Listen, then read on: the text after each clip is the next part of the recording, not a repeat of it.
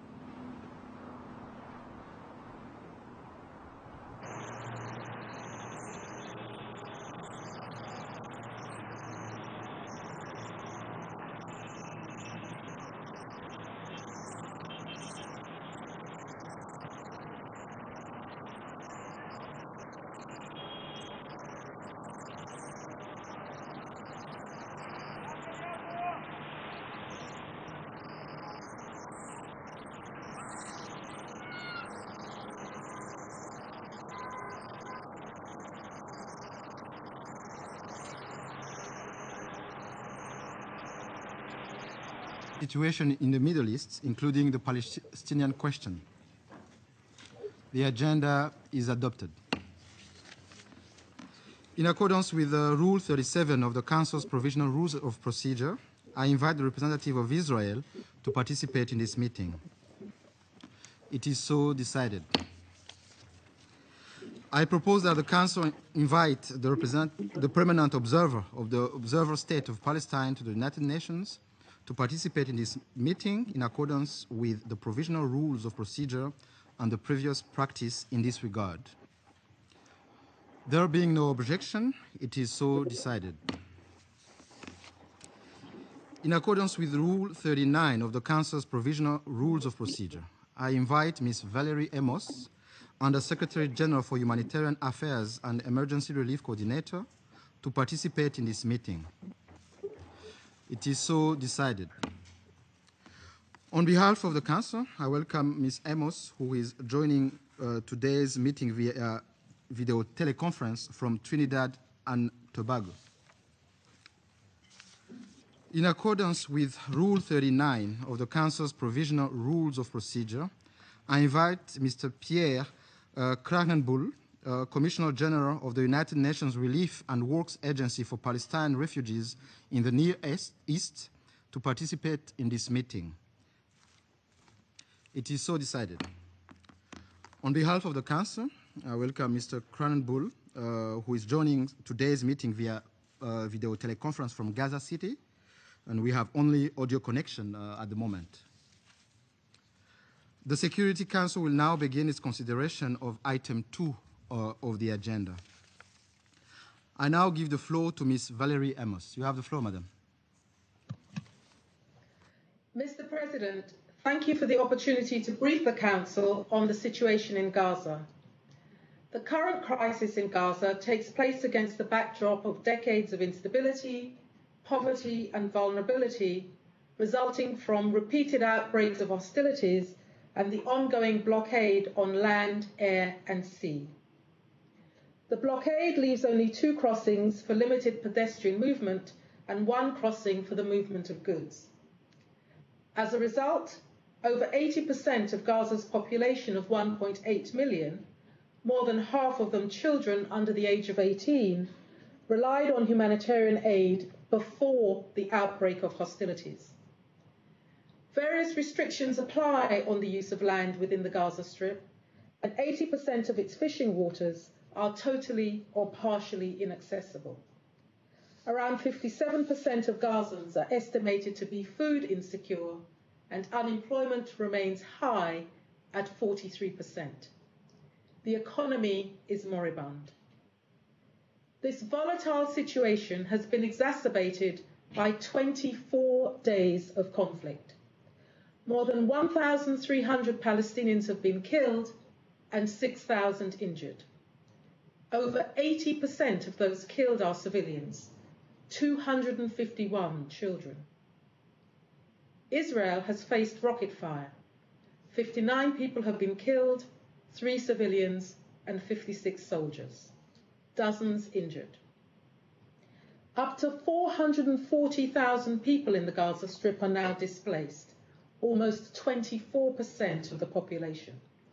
And over 240,000 are being hosted in UNRWA schools, while others are seeking refuge wherever they can, in government buildings, hospital grounds, or with families and friends. People flee to areas they believe are safe from attack, but these areas are becoming harder to find. Gaza is just 45 kilometers long and 6 to 14 kilometers wide, and the Israeli military have advised that 44% of Gaza is a buffer zone. With the blockade in place, most people are unable to leave Gaza, even to get urgent medical attention. So they come to United Nations facilities for protection when their homes and neighborhoods come under fire. More than 240,000 people. But over 103 UN facilities have come under attack, including an UNRWA school hosting over 3,300 displaced yesterday. 19 people were killed and over 100 injured. The United Nations has lost 7 staff, and other humanitarian workers have been killed since the outbreak of hostilities. The reality of Gaza today is that no place is safe. Mr. President, the Secretary General and other senior UN officials have condemned this and other attacks in the strongest possible terms. The parties to the conflict have an obligation, an absolute obligation, to protect civilians from direct or indiscriminate attacks. Under international law, United Nations operations, personnel and premises must remain inviolable, and parties to the conflict should protect humanitarian workers. There can be no justification for failing to do so. Mr. President, the ongoing violence has led to widespread destruction of homes, public services and infrastructure throughout the Gaza Strip. More than 9,000 homes have been destroyed or damaged, according to preliminary reports. More than 130 schools and other educational facilities have also sustained damage.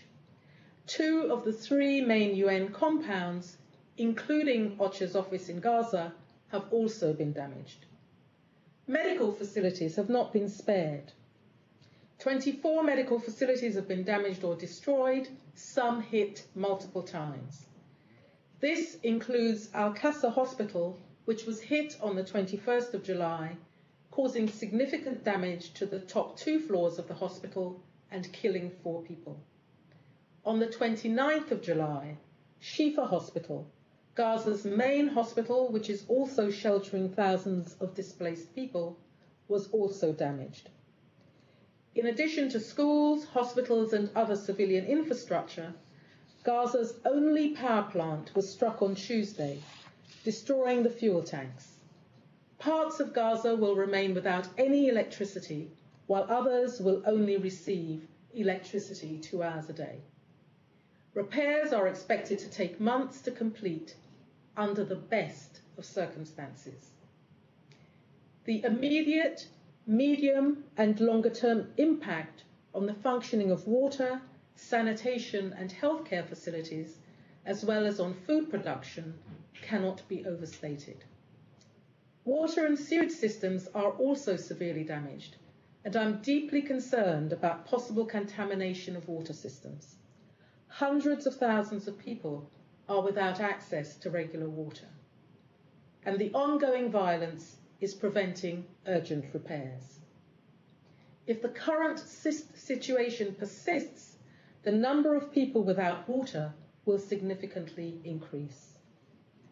Mr. President, the United Nations and our partners on the ground are working to meet increasing humanitarian needs. UNRWA is delivering water and food to shelters in addition to its regular programme. WFP is providing food to people sheltering at UNRWA and other shelters, as well as to patients and hospital staff. WHO is facilitating the transfer of medical supplies to hospitals, including fluids and surgical kits, and is coordinating requests from NGO hospitals for medical supplies, fuel and other supplies. UNICEF is delivering paediatric drugs to hospitals and health facilities, is providing psychological support for children and families, and is working to restore access to water and sanitation. But the relief effort is stretched. Ongoing fighting and insecurity is hampering our ability to move around and has made sustained delivery of assistance to people in need difficult.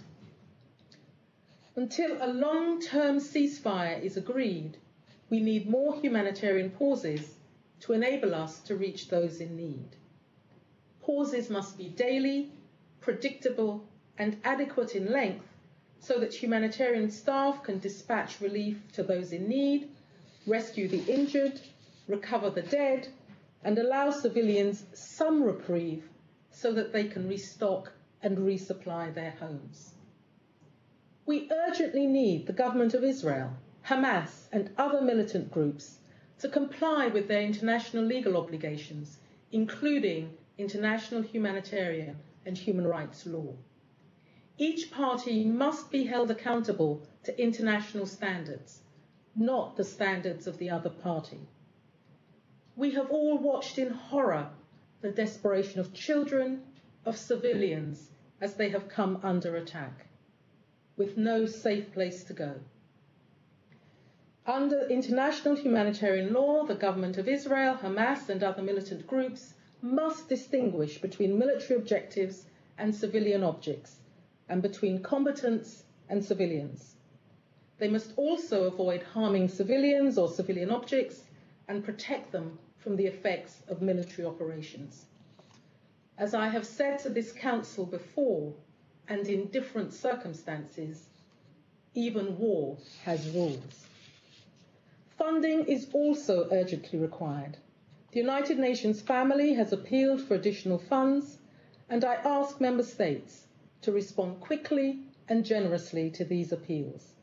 We cannot provide adequate assistance without an urgent injection of funds. Mr. President, we need the violence to stop and the root causes of the conflict to be addressed. The people of Gaza want to live in safety, security, and dignity. The people of Israel want the same thing. I hope the international community can help them to achieve it. Thank you.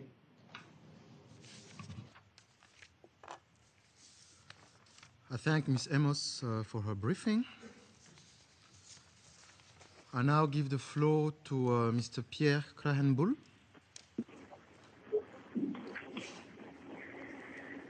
Mr. President, thank you very much, and allow me to begin by expressing sincere appreciation to the United Nations Security Council for the invitation and the honor to deliver a briefing from Gaza City today. In this, the second of my visits to Gaza during this crisis, I have spent the last 2 days assessing the situation on the ground, the extent of the human suffering and the state of our operations, which continue in many parts of the Gaza Strip amidst terrible conditions resulting from the conflict that erupted on the 8th of July. I would like first and foremost to express my deepest admiration to UNRWA staff who are providing a humanitarian lifeline to the people of Gaza, and this under the truly outstanding leadership of our Director of Operations, Bob Turner, UNRWA staff and Gaza, who number over 12,000, are assisting its people at a time of their greatest need, and doing so at considerable risk in the prevailing context. 8 of my colleagues have now lost their lives since hostilities began, and in acknowledging their sacrifice, I extend heartfelt condolences to their families.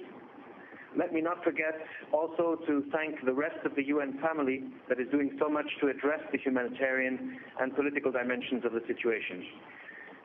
Since my arrival yesterday, I have borne witness to the tragic situation that has unfolded and been so graphically seen on TV screens across the globe. I have seen extensive damage done to whole neighborhoods and essential infrastructure. I have, in particular this morning, seen the catastrophic human cost of this war at the pediatric ward in the main hospital in Gaza, with broken bodies that are the real and unacceptable consequence of an armed conflict waged with excessive and at times disproportionate force in densely populated urban settings. Among the many children lying in the rooms and corridors was 5-month-old Yusuf, who has very barely and not yet definitively survived the shelling of the UNRWA school building yesterday in Jabalia. Like many of you around the table, I have children of my own, and what I saw today, the terrible wounds, devastated me. I refer to young Yusuf because I have always refused anonymity in death and injury. Too often reports from war zones refer to lists of numbers. The Palestinian children I saw today are not statistics, and behind every death and injury there is a story and a destiny to be respected. Yesterday, an elementary girls' school in Jabalia, serving as a designated emergency shelter for displaced people, received artillery strikes, which we have assessed to have been fired by the Israeli military. The precise location and coordinates of the school were conveyed on 17 occasions to the Israeli military, including a notification that the school was sheltering displaced persons. The displaced were instructed by the Israeli military to evacuate their homes and seek shelter in premises such as ours. And I reiterate my condemnation of this attack in the strongest terms, reiterate also that it was a serious violation of international law and call for accountability, including the immediate launching of a transparent investigation by Israel to share its findings. We are engaged in continuous dialogue with Israel on this matter. Speaking to many inhabitants of Gaza yesterday and today, I have heard the same messages time and time again. If we are not safe in an UNRWA school, we are not safe anywhere in Gaza, they say. And they add, the world has failed us, has failed to protect. Protection of civilians is an expression we do not want to hear anymore, many commented. I also call on all parties to respect the sanctity of UN premises and to exercise the highest precaution in the conduct of military operations that affect civilians in this region. That the attack on the shelter in Jabalia came only 6 days after a strike on a designated UNRWA emergency shelter in Beit Hanun caused multiple injuries and fatalities to internally displaced people taking refuge there, and making the call all the more urgent. There is another challenge in our operational field to which I want to draw attention. On 3 occasions, we have found in empty UNRWA facilities rockets belonging to armed groups in Gaza. We immediately alerted all relevant parties to their existence, and we strongly condemned placement of weapons in our schools. UNRWA is now working with UN partners to improve procedures to address such violations in a manner that does not compromise the safety of staff or civilians, including UNRWA beneficiaries. It should also be said that these discoveries do not in any way justify attacks on UNRWA facilities, and in particular ones sheltering IDPs. UNRWA takes robust measures to closely monitor all its facilities to which it has access in an effort to prevent misuse by combatants and other parties. Dear members of the Council, allow me to turn to the most difficult challenge facing UNRWA in Gaza today.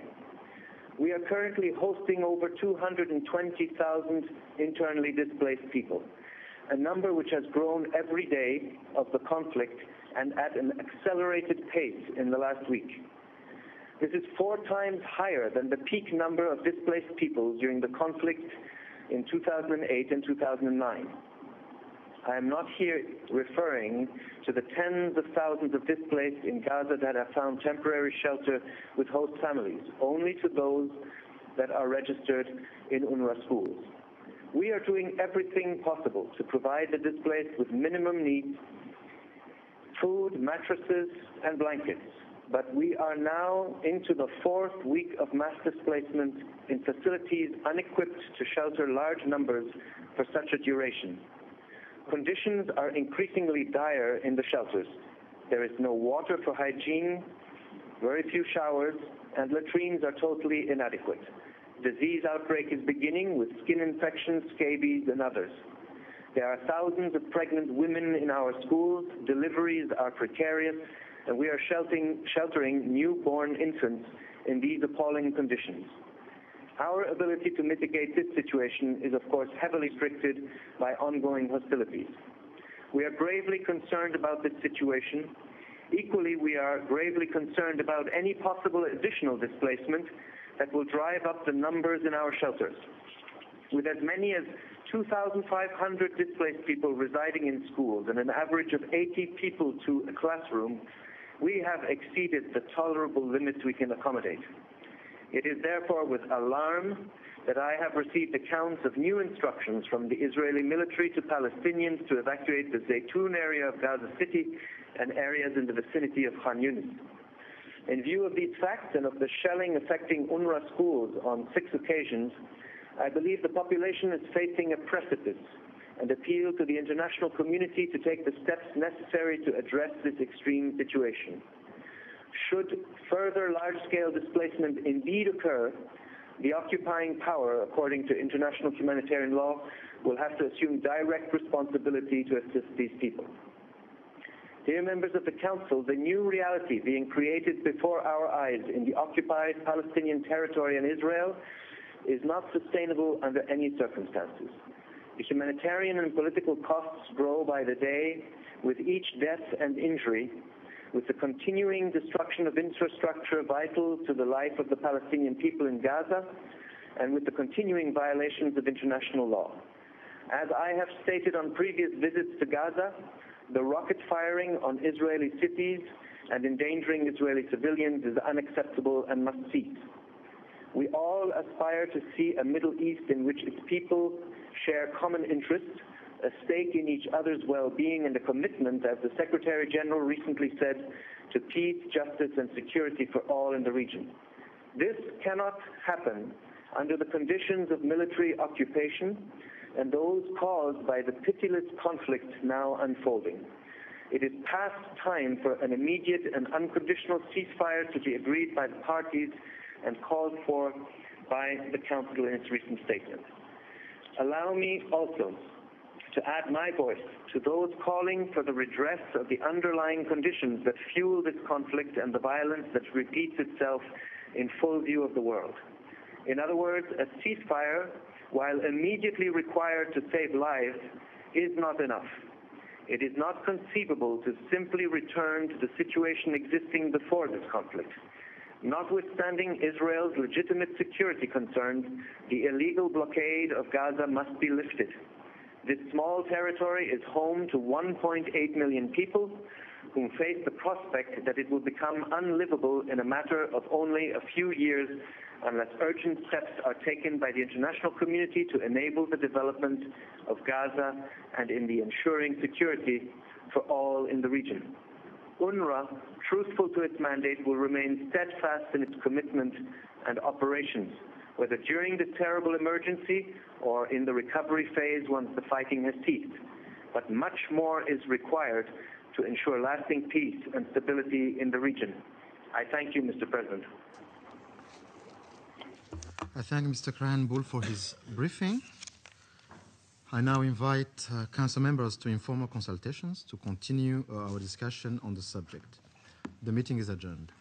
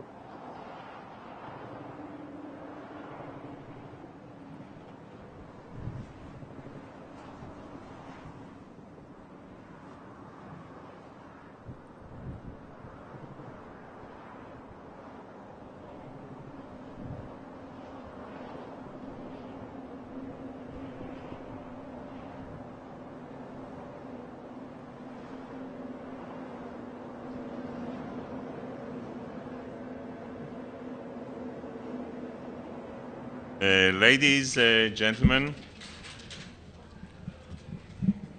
as you just saw, we just concluded a briefing on the humanitarian situation in Gaza.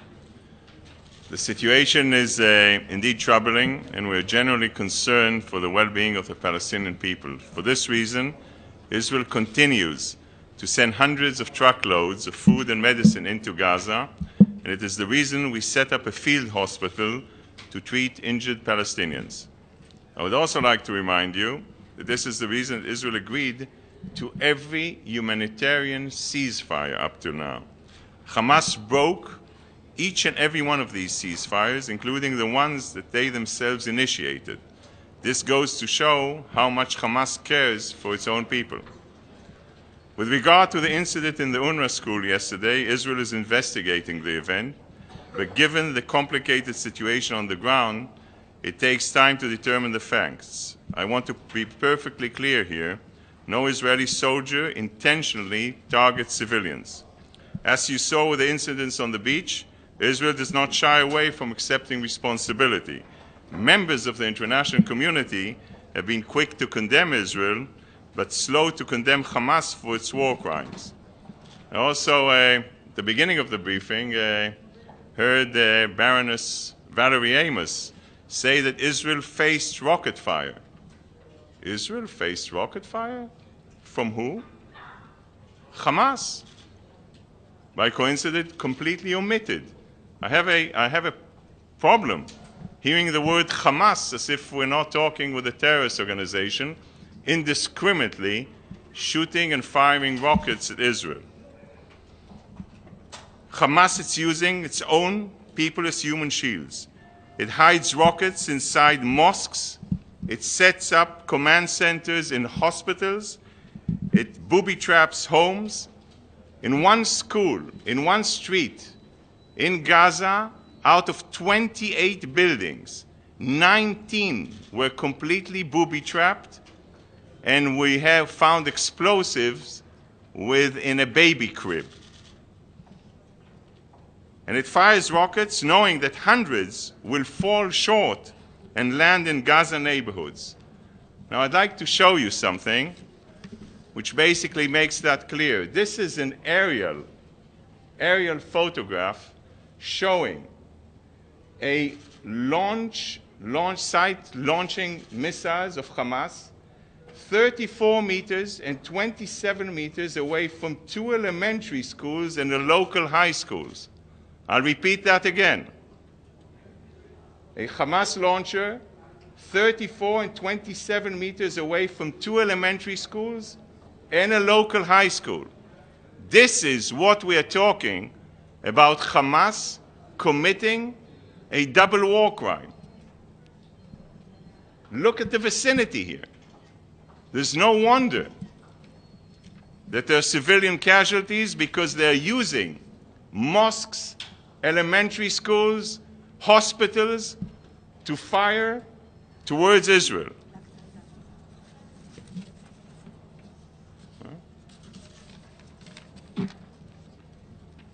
I didn't hear anyone condemn Hamas for the rocket that hit El Shifa hospital earlier this week. And by the way, 10% of Hamas's rockets fired towards Israel land in Gaza.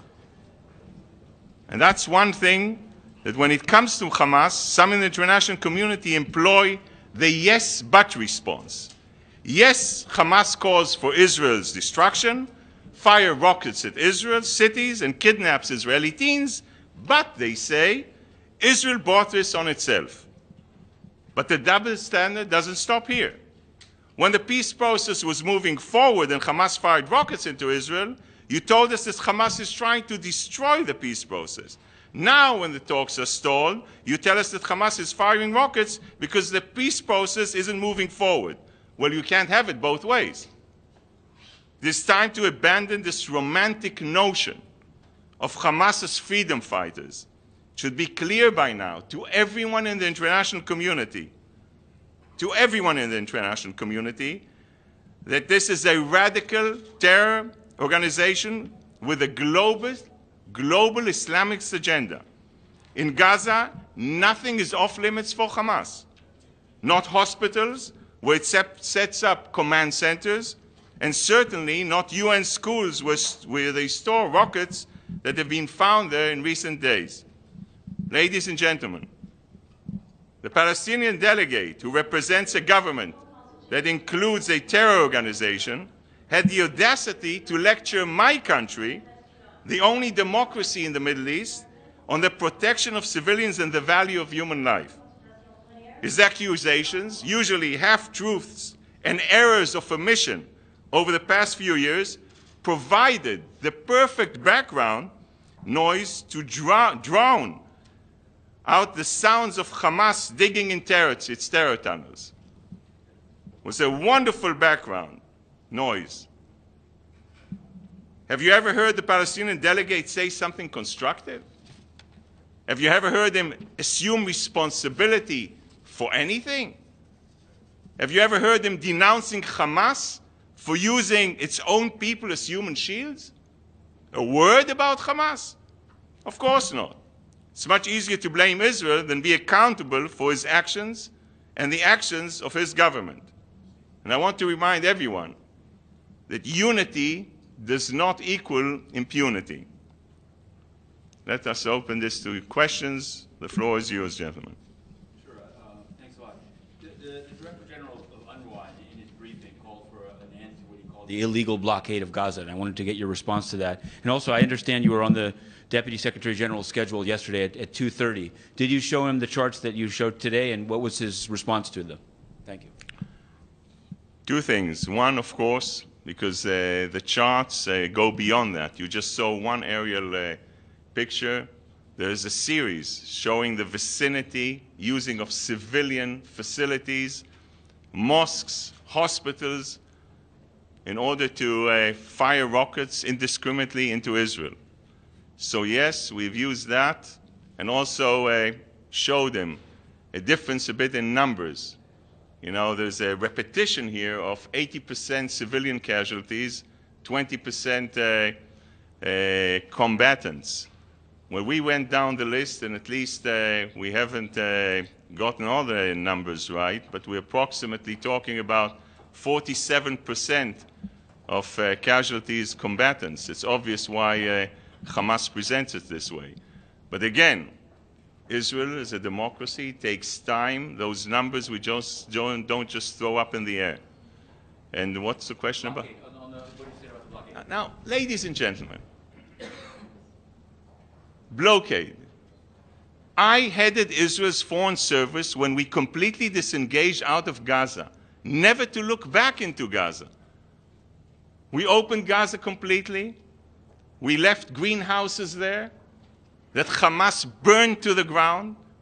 We opened the sea so they could fish. Israel has no intention whatsoever to be in Gaza. What's our motive? Have you found oil in Gaza? Natural resource in Gaza? The equation here, if I want something that you'll remember out of this briefing, and it's very clear, if it's going to be quiet in Israel, it's going to be quiet in Gaza. So in the sense, the whole issue here is, yes, people here in the international community repeated like parrots, why don't you put in construction material, a bit of cement and steel? That's very, very nice. Look at what the construction material, the cement, terror tunnels with tons of cement out there, steel, billions of dollars that good people around the world wanted to donate. Look at where it goes to.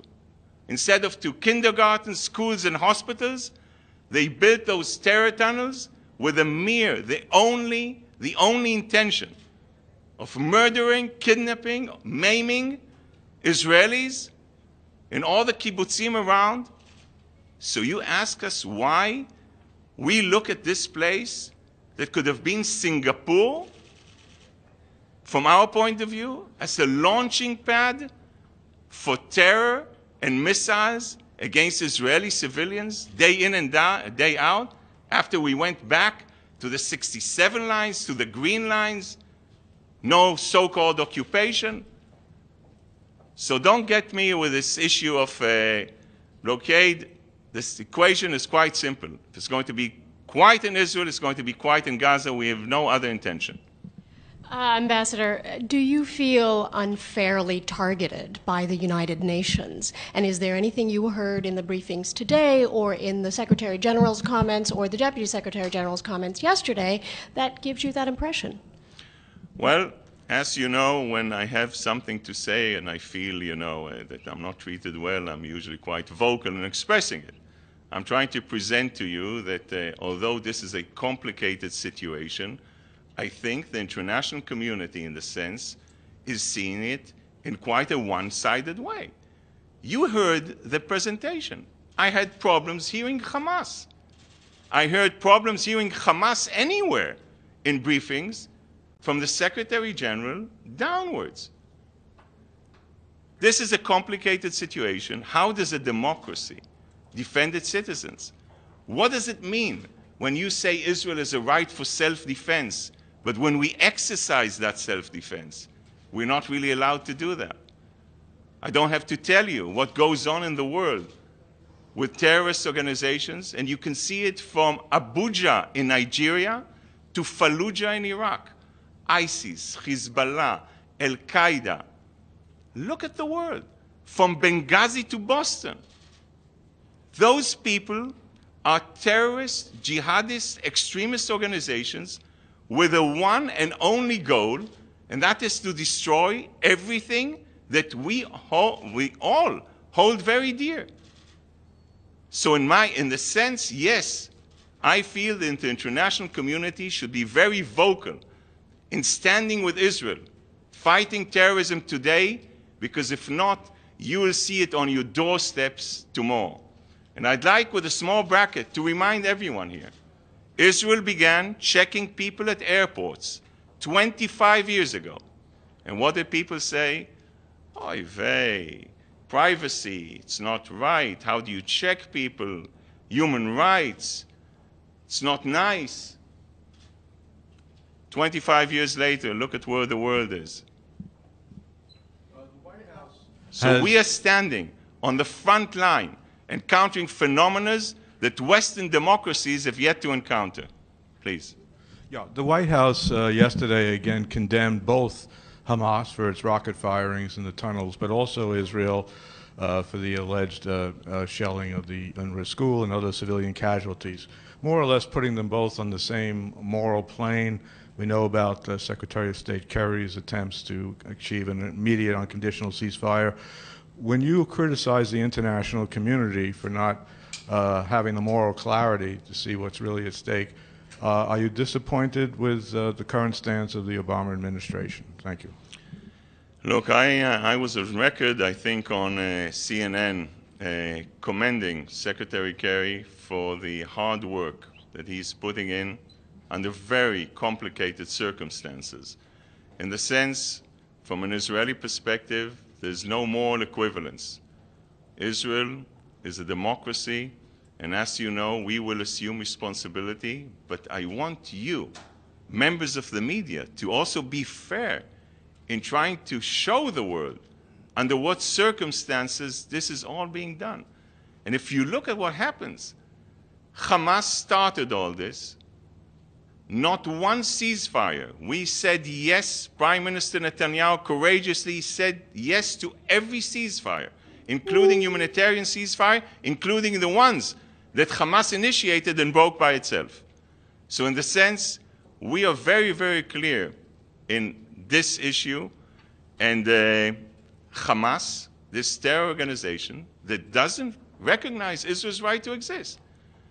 Now, sometimes people say, hey, why don't you negotiate with Hamas? Really? Negotiate with Hamas, who doesn't recognize Israel's right to exist, nor any other previous agreements, and wants only violence and terror? What should we negotiate? What flowers to order for our funeral? How deep the hole? How big the coffin? Let's get serious here. Yes. Ambassador, I know was referred to in the earlier question, but taking the broader historical look, the UN established Israel independent state. Where did the relationship go wrong? In Israel, it's called the UN, the United Nothing. Why such hatred? Moving away maybe from this current conflict, which of course is linked to the history too, what went wrong? Can it be repaired? The UN and Israel. No, I don't think it went wrong. You know the numbers. What do you have here? You have 22 countries of the Arab League. You have 57 countries of the Organization of Islamic Countries. You have my Palestinian colleague here having on his left side the Saudi ambassador, on his right side the Iranian ambassador, who usually, if he would not be in the middle, go at each other's necks. Representing what? Jeffersonian democracies? What we see in Gaza today, every missile that is being fired has an imprint made in Tehran, and every terror tunnel basically funded by dollars, were under the auspices and generous donation of the Emir of Qatar. So this is what we have to deal with. And what we are talking to as a democratic country, one of the not many in the United Nations, basically saying, look at what we are up against. How would you act in a situation like that? What would you do if your people would be bombarded day in and day out and terrorized? What would you do?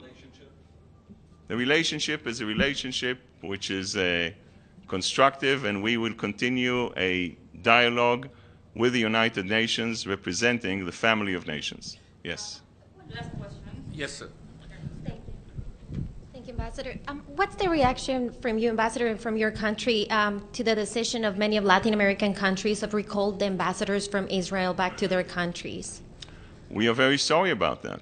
First and foremost, because we feel that countries who are basically there can influence what's happening on the ground. And it's important to hear everyone. And as you know, as a democracy, we hear everyone externally and internally. And sometimes it looks like a weakness from the outside. I can tell you, representing the State of Israel very proudly, this is our biggest strength. Thank you. Thank you very, very much. Thank you, ladies and gentlemen.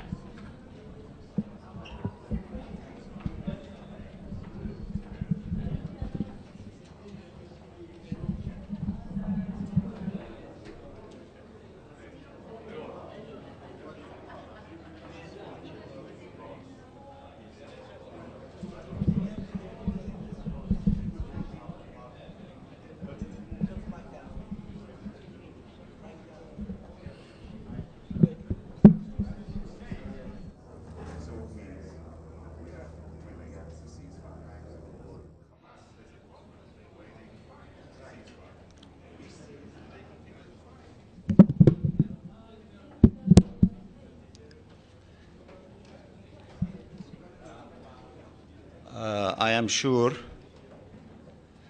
that all of you listened very closely to two statements by two leaders involved with humanitarian issues. And I am sure that you were able to conclude from these two statements of the extent of the genocide being unleashed against an entire population of 1.8 million civilians in the Gaza Strip against the Palestinian people. And I'm sure that you listened to the statement that there is no safe place in the Gaza Strip, and it is so obvious that the entire civilian population is under attack by the Israeli army and the Israeli extremist rightist government of extermination of 1.8 million civilian population. I just want to express our gratitude to the principled, brave statements by these two international leaders who couldn't cover up on the crimes committed against our people. And although the representative of the regime and government of Israel tried his best to tell you stories of defending the conduct of his government which cannot be defended, and I am sure that you are journalists with hearts and with minds, and you will not fall in the trap of the falsification and lies of trying to defend this onslaught against 1.8 million civilian Palestinians. And also, I totally agree with the sentiment of our people in the Gaza Strip that they feel that the international community is failing them. They are not coming to put their weight on the line and to say enough is enough, and this genocide cannot be tolerated and should be stopped immediately. Anyone with a heart, anyone with a conscience, to listen to these two statements of these two international leaders would be crying from pain and shame for the fact that this, in the 21st century, this genocide is being unleashed against the entire civilian population in the Gaza Strip. After their statement, one cannot say much, because I think they were so clear in pointing out to the magnitude of this tragedy and the catastrophe that is befalling on the Palestinian people. Natural catastrophes, as we saw it in Haiti and the Philippines, people can deal with it and cannot do much about it happening.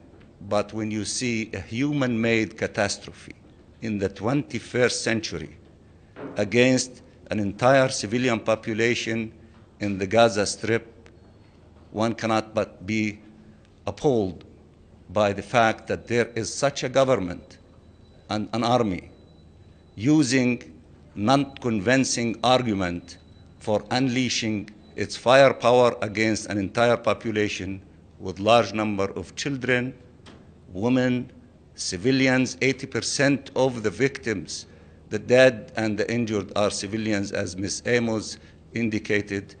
This is unacceptable. This is a crime against humanity, and those who are involved in it should face justice and should be brought to face accountability. You want me to say something in Arabic? الذي يستمع إلى خطاب السيدة آموس وإلى ما قاله المفوض العام لوكالة الغوث واللاجئين الفلسطينيين من قطاع غزة لا يستطيع إلا أن يصدم بهذا العمل الهمجي التي تقوم به الحكومة الإسرائيلية وجيشها في العدوان الكامل على 1,800,000 فلسطيني من السكان المدنيين في غزة، حيث أنه لا يوجد أي مكان آمن في غزة. الشعب الفلسطيني في غزة عن بكرة أبيه يتعرض إلى مذبحة بشعة من قبل هذا الجيش الذي يتصرف بشكل همجي ضد الإنسانية وضد أي قيم أخلاقية يعرفها البشر. إن هذا العمل الهمجي الذي يتعرض له شعبنا والذي أوصله إلى نقطة أن العالم لا يكترث لهذه المذابح ولا يعمل بما هو كافي من أجل وقفها. شعبنا في قطاع غزة الأبي هو على حق في وصوله إلى هذه النتيجة المحزنة على أنه يذبح والعالم يتفرج ولا يفعل شيئا بما في ذلك مجلس الأمن. لا يستطيع الإنسان إلا أن يستمع بكل ألم إلى هذه التقارير من قياديين أمميين يعملوا في مجال حقوق الإنسان والاهتمام بالإنسان كبشر، وكل الأكاذيب التي يصوغها ممثلين هذه الحكومة وهذا الجيش الذي يشن حرب إبادة ضد الشعب الفلسطيني بأكمله في قطاع غزة، لا يستطيع إلا أن يسخر من هذه المحاولات اليائسة، كما فعل كما أعتقد مندوب إسرائيل قبل قليل في محاولة تبرير هذا العمل الهمجي الذي لا يستطيع أي إنسان في أي مكان أن يبرره. هذه جرائم ضد الإنسانية، جرائم حرب، والذين يرتكبوها من الجيش الإسرائيلي والقيادة السياسية الإسرائيلية يجب أن يلاحقوا على هذه الجرائم ويجب أن يلاقوا العقاب الذي يستحقوه. You've said the international community is failing your people. What specifically are you asking the United Nations to do? Well, first of all, that the Commissioner General of UNRWA said the sentiment of the Palestinian people in the Gaza Strip is that the international community is failing them. And I agree with the sentiment of our people in Gaza, because after almost a month of this aggression, after almost a month of this war of genocide against an entire civilian population of 1.8 million in the Gaza Strip, and the Security Council is dragging its feet and just only adopting press statements and presidential statements and press elements without elevating itself to the point of having a political will to stop this genocide and to condemn this genocide and to provide protection for to our people from those who are massacring them, then you cannot but conclude correctly that our people in the Gaza Strip are correct in saying that the international community is, failing them. Ambassador, yes. The Director General of UNRWA said that 130 UNRWA installations or facilities have been damaged. They've lost 7 staff members. Some of their facilities have been deliberately shelled with heavy civilian casualties. In any other part of the world, the Security Council would have condemned these attacks on the UN. What is happening here that they have not so far condemned any attacks on the UN or loss of UN staff in Gaza? I think that there is a big test for the 15 members in the chamber as they are deliberating now. I think test to their hearts, test to their conscience, test to their brains, whether they will condemn this, all these crimes and to declare a clear position in this regard, or whether they will use political expediency and ignore this call from the Palestinian people, this cry from the mothers and the children of Palestine in the Gaza Strip, who are in deep pain, hundreds of thousands of people displaced, thousands of our women pregnant, and they don't know where to deliver their babies, and the details of this horrific situation and the carnage against our people, in which Shuja'iyya, for example, was leveled to the ground. People were telling me that the scenes are similar to the scenes that they saw in footage of towns destroyed during World War II. So these horrific situations are not things targeted against military forces or soldiers. These are activities of those who are going after the entire civilian population in a very tiny, condensed area of the Gaza Strip, and those who are conducting themselves in this manner are criminals and should face justice. And the Security Council, if they allow their conscience and their hearts and their minds to act correctly, they would come to such conclusions and would act. Yes. Mr. Ambassador. Yes. Mr. Ambassador. Yes. Mr. Ambassador. Okay, تفضل. بالنسبة لي ماذا تطلبون من مجلس الأمن الدولي في الوقت الحاضر؟ أيضا من الملاحظ أن القتلى في الصف الإسرائيلي في الجانب الإسرائيلي هم في غالبيتهم الساحقة من العسكريين، بينما القتلى في الجانب الفلسطيني في غالبيتهم من المدنيين. هل يتفهم أعضاء مجلس الأمن الدولي ذلك؟ وماذا تفعل المجموعة العربية بالنسبة لتخفيف المعاناة عن الشعب الفلسطيني في هذا الظرف؟ أنتم كمجموعة عربية هنا تتحاورون، هل توصلتم إلى حل بشأن فتح المعابر وإدخال المساعدات العاجلة إلى الشعب الفلسطيني المحاصر هناك؟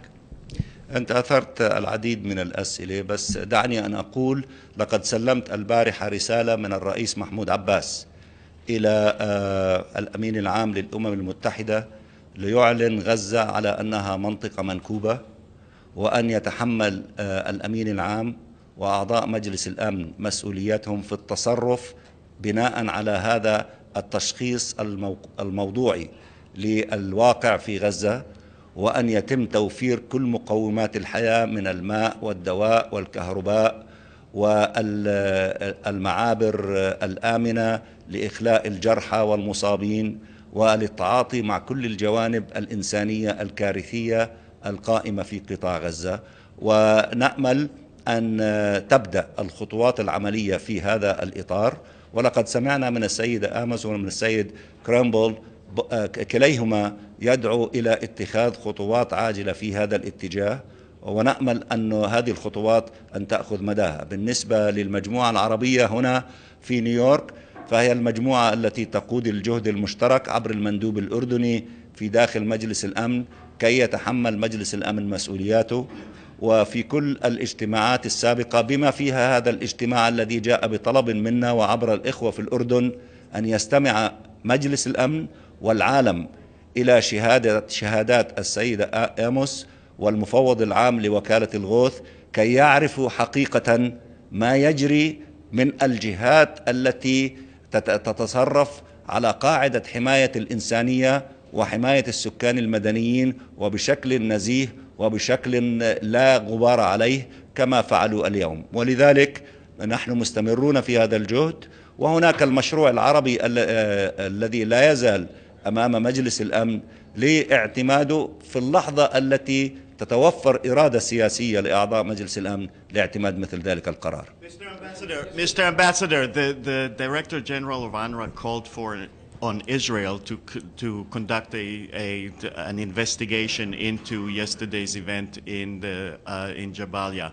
Do you think Israel is capable of doing it? Do you think that that's the way to go? Do you think, as you said, that there should be an international investigation? I think when a party commits a crime like that, objectively speaking, they are not qualified to conduct a transparent and